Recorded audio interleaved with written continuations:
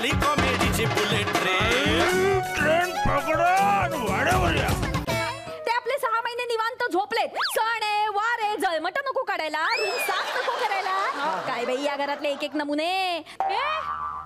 आमच्या घरातल्या लोकांना काय बोलतेस तू? म्हणजे का नाही बोलणार? मागे आठवतंय का माझे बाबा आले होते? हो तुझे बाबा आले होते. म्हटलं चला हे झोपलेलेच असतात, बाबांना म्हटलं झोपायला जा कुंभकर्ण भाऊजींच्या खोलीत. बाबा गेले त्यांच्या खोलीत झोपायला. रात्री कुंभकर्ण भाऊजी एका कुशीवर वाहिले, हात पडला ना बाबांवर. 3-4 फासळ्या तुटल्या माहितीये सगळ्या. असंच पाहिजे. त्या हाताखाल्लं बाबांना काढता काढता किती नाके दऊ आले.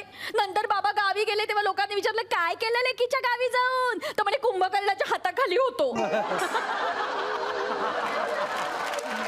तू आमच्या घरातल्या लोकांना काय बोलतेस ग? तुझ्या घरातल्या लोकांनी तुझ्यावर काय संस्कार केले ते बघ ना आधी. घरामध्ये गौर बसले पण सगळी अर्धवट तयारी केलीस तू. काही अर्धवट तयारी नाहीये, सगळी तयारी झालीये. गौर तर अख्खीच्या अख्खी तयारी, फक्त बसवायची आणि पूजा करायची. काय लागते अजून तयारी? वहिनी आमच्या घरामध्ये 2-2 गौरी बसतात, ज्येष्ठा आणि कनिष्ठा. हिने फक्त माहेरच्या पद्धतीने एकच गौर बसवली आपल्या घरामध्ये. देवाचं सगळं कोण करताय? मी करते की नाही? मग माझ्या माहेरच्या पद्धतीनेच गौर बसवली जाणार. हा आणि या कशाला बोलतायत मध्ये मध्ये? कोणत्या अधिकाराने बोलताय तुम्ही?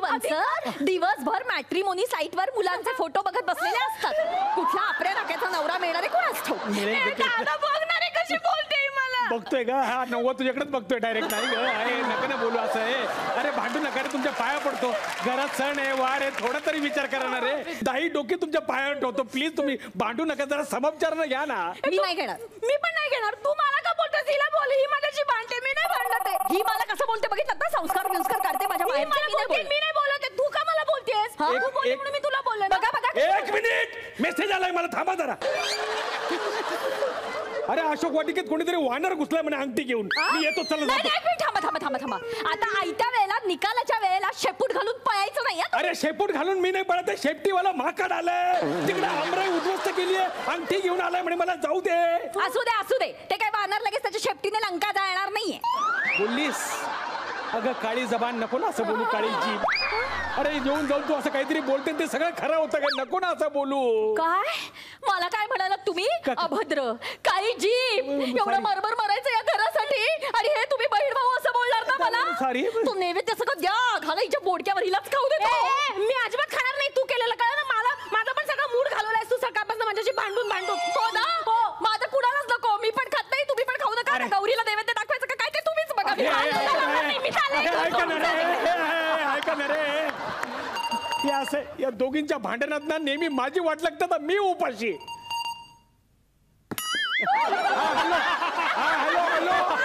हॅलो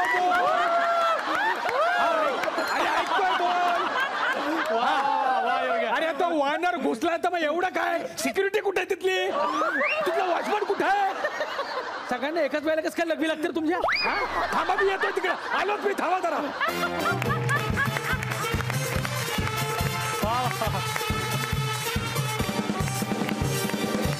फारच मजा आली. एक स्पेशल प्रश्न सगळ्यांनी तुला विचारायला सांगितलेला आहे की शूर्पणखा या शब्दामध्ये रफार कुठल्या अक्षरावर असतो? मला असं वाटतं र वर असतो.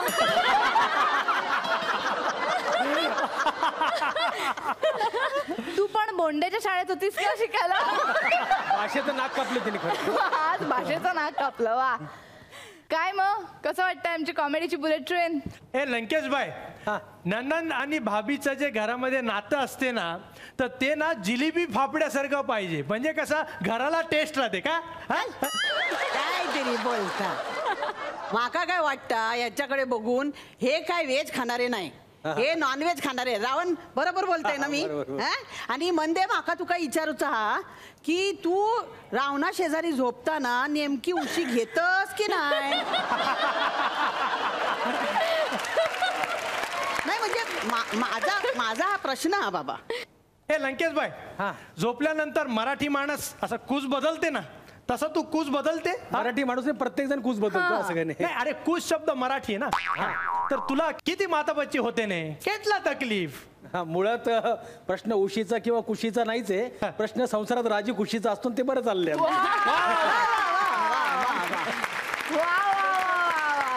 आणि याचबरोबर आजचा भाग इकडेच संपतोय. आपण भेटणार आहोत उद्या रात्री 9:30 वाजता फक्त कलर्स मराठीवर. पाहायला विसरू नका कॉमेडीची बुलेट ट्रेन. राहू दे.